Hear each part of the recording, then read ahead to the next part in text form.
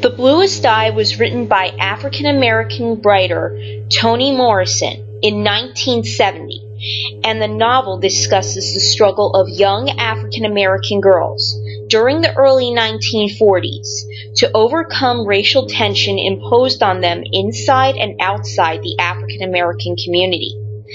Albeit that the novel was published in 1970, the intense debate on whether it should be banned in schools and libraries began in 1994, when an Alaska high school banned the book for its, and I am going to quote, graphic descriptions and lots of disturbing language, which you are about to hear in the excerpt. Before I continue on to the excerpt, though, I need to explain why this book is so important to read. It is the story of how more than 300 years of racism against the African American population had become the norm of that population, and how it had affected, at least in the case of children, their self-esteem and their own body image. Through reading this book, one will obtain a deeper thought about the concept of beauty, how both external and internal racism, the need for love, and the ability to love oneself for whom he or she is, all play a role in defining beauty.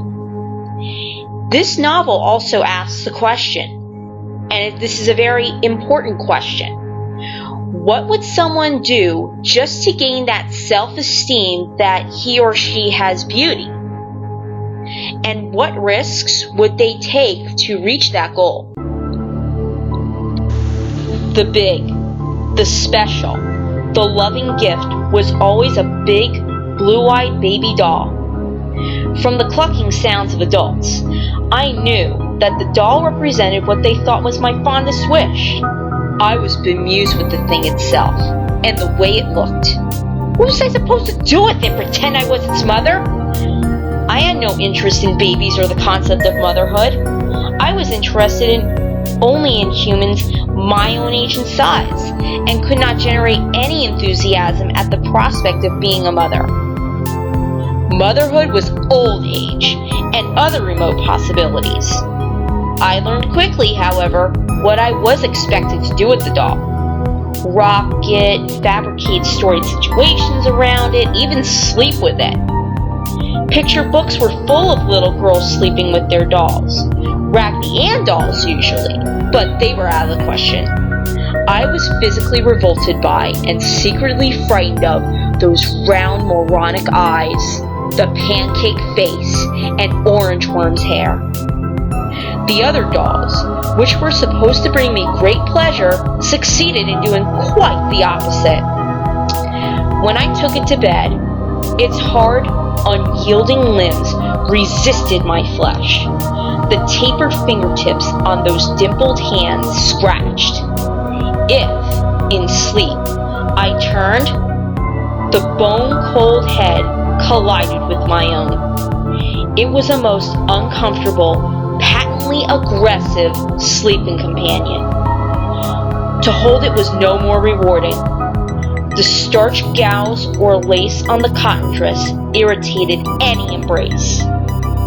I had only one desire: to dismember it, to see of what it was made, to discover the dearness, to find the beauty, the desirability that had escaped me, but apparently only me. Adults, older girls, shops, magazines, newspapers, window signs, all the world had agreed that a blue-eyed, yellow-haired, pink-skinned doll was what every girl child treasured. Here, they said, this is beautiful, and if you are on this day worthy, you may have it. I fingered the face, wondering at the single-stroke eyebrows, picked at the pearly teeth stuck like two piano keys between red, bow-lined lips, traced the turned-up nose, poked the glassy blue eyeballs, twisted the yellow hair. I could not love it, but I could examine it to see what it was that all the world said was lovable. Break off the tiny fingers, bend the flat feet, loosen the hair, twist the head around, and the thing made one sound. A sound they said was the sweet and plaintive cry, "Mama!" but which sounded to me like the bleat of a dying lamb, or more precisely, our icebox door opening on rusty hinges in July. Remove the cold and stupid eyeball, it would bleat still. Ah! Take off the head, shake out the sawdust, crack the back against the brass bed rail, it would bleat still. The gal's back would split, and I could see the disc with 6 holes, the secret of the sound, a mere metal roundness. Grown people frowned and fussed. You don't know how to take care of nothing. I never had a baby doll in my whole life and used to cry my eyes out for them. Now you got one, a beautiful one, and you tear it up. What's the matter with you?